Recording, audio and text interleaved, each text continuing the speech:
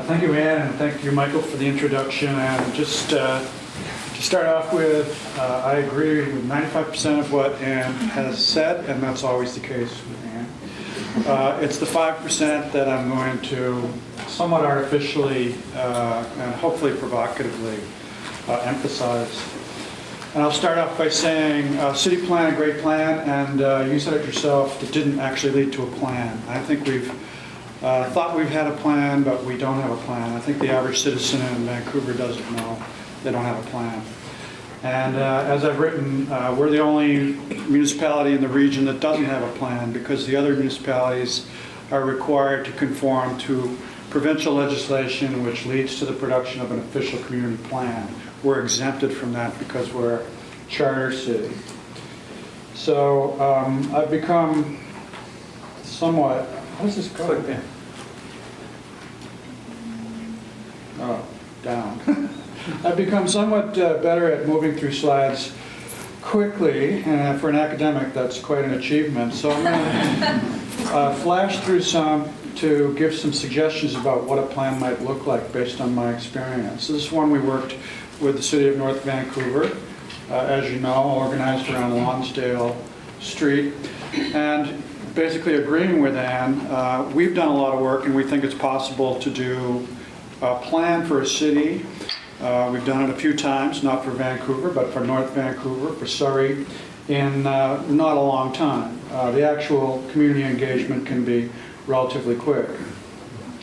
It requires a careful process, of course. It doesn't happen at the drawing table without a whole lot of work being done in advance, such as this diagram for North Vancouver, and this set of goals and principles and objectives that inform the North Vancouver charrette. This is very typical and looks a lot like many of the documents that came out of our own Vancouver City Plan. Can be backed up now in our contemporary circumstances by a desire for meeting sustainability objectives. This was the energy targets for the City of North Vancouver. And has to be drawn from an actual understanding of the site itself. So this is a parcel by parcel estimation of what the energy use was, depending on where you lived in that city. And essentialized and abstracted and put into a map of how neighborhoods performed, somewhat different than how places performed. With that as a grounding, a charrette, in this case in the City of North Vancouver, was executed in a number of days with stakeholders there, and showing where the new buildings would be necessary to triple the population of that city, triple the population of that city. You would think people would go completely nuts, but they didn't, because we told them it's a 2050 plan, so you're all going to be dead anyway, so don't worry. And visuals are very important in all of this. So when people are being asked to accept a plan, it has to be in a language they understand, which of course is, how does it look now? How would it look in 15 years? And how would it look in 50 years as it comes online? By the way, those of you who think I'm anti-tower, this is evidence that that's not always the case. But more importantly, in terms of the broad area of the city, how do neighborhoods change? And drawing up what those gradual evolutionary changes might be, and how that would be inserted into the fabric of neighborhoods. Again, specific drawings of a specific proposal that can be turned into a zoning map that goes as far as understanding what building typologies are like, what business typologies are like, and how one-story businesses can become three-story businesses, showing models. How green infrastructure can be incorporated as part of a city plan rather than an add-on later on as a matter of policy. I appreciate the green city plan in terms of wanting to do 100,000 trees, but it's basically for what? What is what is really the objective of that, and how does that fit into your idea about how neighborhoods fit together? And if you want bikeways, we got bikeways, right? Because this is a suggestion that in the City of North Vancouver, every other street could be turned into a green street. At that level of detail, you can see the green bands and you can see the amendments in the houses. As well as at the broad scale, how does the new energy infrastructure operate. Specifically, where is it relative to your greenhouse gas objectives and your objectives to reduce energy? So back to the plan,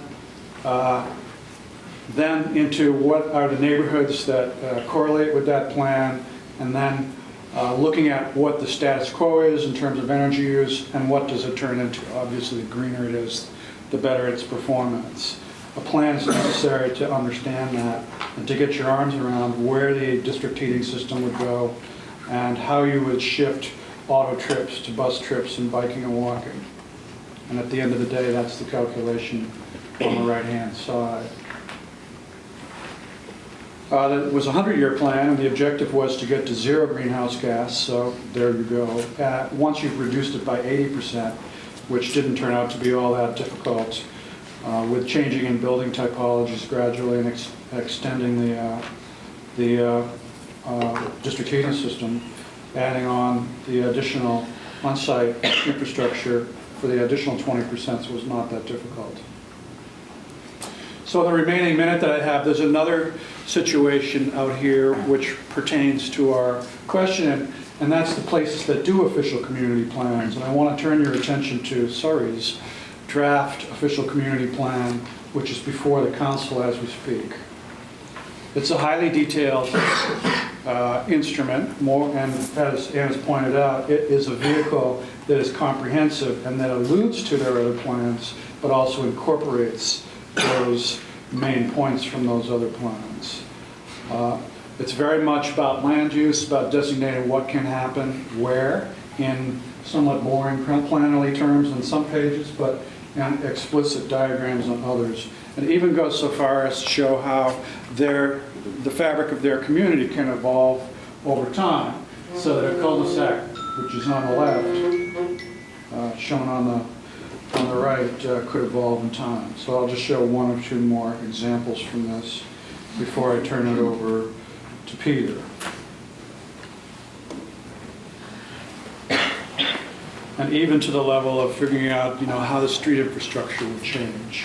So I think that's enough. I'll leave it at that and turn it back to you, Michael, for Peter to get a shot at it.